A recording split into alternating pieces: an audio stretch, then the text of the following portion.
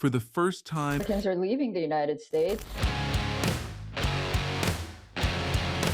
8 states. Some of them look totally fine on paper. Strong economies, good weather, a reputation that still sells itself. Reputation and reality are two different balance sheets. And right now, these 8 states are running a deficit that shows up not in their marketing, but in the moving trucks heading out. We're counting down the states where the gap between what a place promises and what it actually delivers has become impossible to ignore. Some of these you've never seen on a list like this before. One of them has been hemorrhaging its wealthiest residents for decades and just found out the numbers were wrong the whole time. Yeah, let's get into it. Number 8, Colorado. Colorado used to be the easy answer. Mountains, outdoors, jobs. A lifestyle that felt like it justified the price tag. It doesn't anymore. Population growth slowed to roughly 0.4% in 2025, one of the weakest rates the state has seen in years. Net domestic migration turned negative by around 12,000. Redfin's January 2026 data puts the median home price at $592,800. Closed sales are down 13.2% year over year. The cost of living keeps climbing while the "this is worth it" feeling quietly evaporates. Colorado's problem isn't that it became bad, it's that it became expensive without becoming exceptional. You're paying luxury prices for a life that increasingly feels normal. And once a place starts feeling normal at premium cost, the math stops working. The brochure says, powder days, craft beer, mountain air, the feeling that you made the right choice. What it leaves out, the $600,000 starter home, the transplant resentment, and the dawning suspicion that you're paying San Francisco prices for a city that still closes at 10 p.m. Colorado isn't broken, it's just overpriced relative to what you're actually getting, and the next state has a completely different problem, one that hides in plain sight until the bills arrive. Number 7, Connecticut. Connecticut has been losing people since before it was fashionable to talk about it. Between 1991 and 2020, more than 548,000 residents left for other states than arrived. The governor declared that trend reversed. The Census Bureau later corrected the data and said it hadn't. Yeah, the boom was a spreadsheet error. 60.1% of United Van Lines moves in Connecticut are outbound. Property tax rate 2.14%, fourth highest in the country. The state taxes Social Security income, one of the few states that still does. Bonded debt per capita, nearly $8,000, more than 4 times the national average. Primary destinations for those leaving: Florida, North Carolina, Texas, states with lower taxes every single time. What's happening in Connecticut isn't dramatic, it's quiet and relentless. The retirees leave because their fixed income gets squeezed. The young professionals leave because they can get the same career opportunities in cheaper places.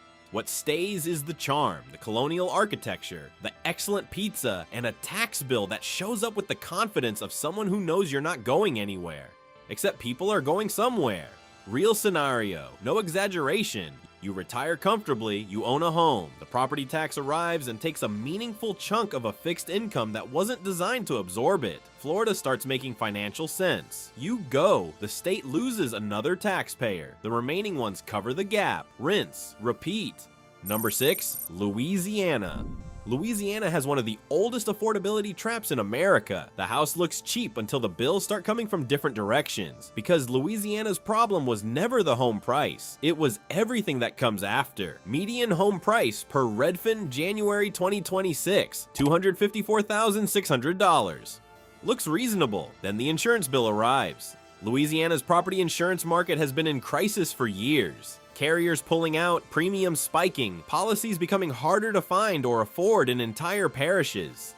The state loses about a football field of coastal land every hour to erosion. Combine that with hurricane exposure and a claims history that makes actuaries visibly nervous, and affordable housing stops meaning what you thought it meant. Net domestic outmigration. Roughly 17,000 more people left Louisiana than arrived in 2023 to 2024.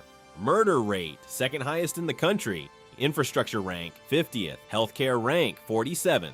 I mean, when the insurance company calculates your zip code's risk profile before your realtor finishes the sentence, that's a sign. Sounds great on paper. Then August arrives. The humidity is aggressive, the mosquitoes file formal grievances against your existence, and your insurance renewal is sitting on the counter looking like a ransom note. The food is still extraordinary. It does not fix the math. Louisiana's affordable housing isn't a lie. It's just incomplete information. 5 states left. And we're about to hit the one with the highest outbound rate in the entire country. Not California, not New York. The answer is going to surprise you. That's wrinkling my brain. Number 5, Alaska.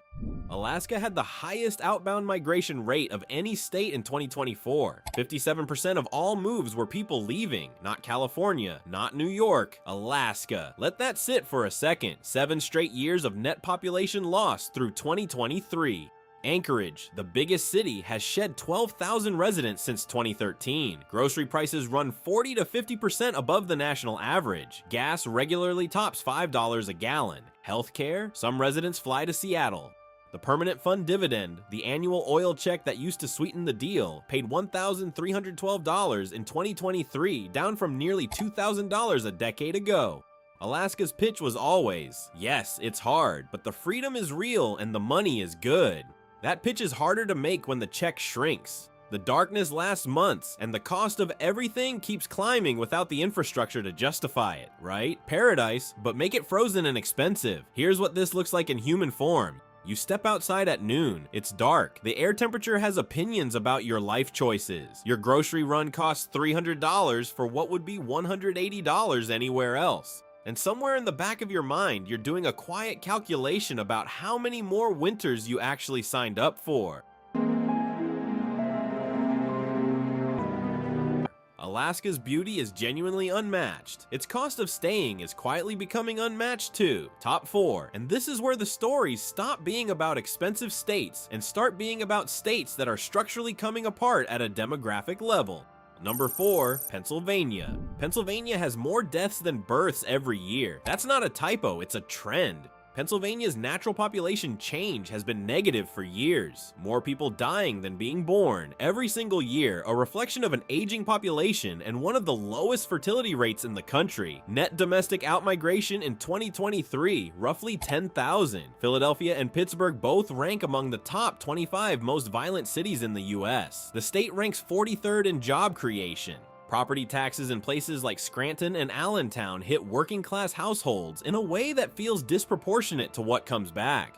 And yet, Pennsylvania keeps talking about its history, its charm, its cheesesteaks, its potential, all of which is real, none of which reverses a mortality rate that the job market isn't filling fast enough to offset. Pennsylvania is what happens when a state's legacy outpaces its present. It had the Revolution, the Constitution, Rocky, and the best hoagie you've ever had in your life. It also has roads that feel like they were paved during a minor earthquake and a demographic trajectory that requires honest attention, not just nostalgia. It's the friend who peaked in high school and keeps asking you to come visit. The town is great, the opportunities aren't. Be honest. Could you watch your kids leave for Pittsburgh or Philadelphia, then leave for somewhere else entirely and call that a plan? That's the quiet reality for a lot of small Pennsylvania towns right now. Not dramatic, just slow, and slow is sometimes harder to reverse. Number 3, Michigan. Michigan lost its identity when it lost its industry. What came next never quite filled the gap. The automotive era built this state into something iconic. Detroit was the arsenal of democracy, the city that put America on wheels. Then the jobs restructured, automated, and in many cases simply left. Michigan has seen roughly 23,000 residents leave in recent data periods. Detroit's population peaked at 1.8 million in 1950. It's now under 640,000. Cold winters and limited sunshine make the climate a harder sell than the Sun Belt. Young professionals who go to college in Michigan frequently don't stay. The state isn't without hope. There's genuine tech and healthcare investment, and some neighborhoods in Detroit are genuinely coming back. But the recovery has been patchy, concentrated, and slow relative to the decades of decline it's trying to reverse. Look, Michigan is quietly one of the most underrated states in the country for natural beauty. The Great Lakes are extraordinary. The UP is one of America's best kept secrets. But beauty doesn't retain talent when the job market and the weather are both working against you. Walk with me for a minute. You grew up here, you know the lake, you know the tailgates, you know the specific pride of saying you're from Detroit. You also know that your college friends spread across Austin, Nashville, and Denver over the last decade, not because they stopped loving Michigan, because the opportunities followed them out. Number 2, New Mexico. New Mexico is the state that looks affordable on every list, and then you start asking why it's affordable. The cost of living is genuinely low, housing is cheap, the landscape is stunning, the food culture is legitimately world class. But underneath those numbers is a state that consistently ranks near the bottom on the metrics that determine whether a place is livable long term. Child poverty rate, among the highest in the country. Education ranking, consistently bottom 5 nationally. Healthcare access, deeply limited outside of Albuquerque and Santa Fe. Albuquerque's crime rate runs substantially above the national average. Property crime especially.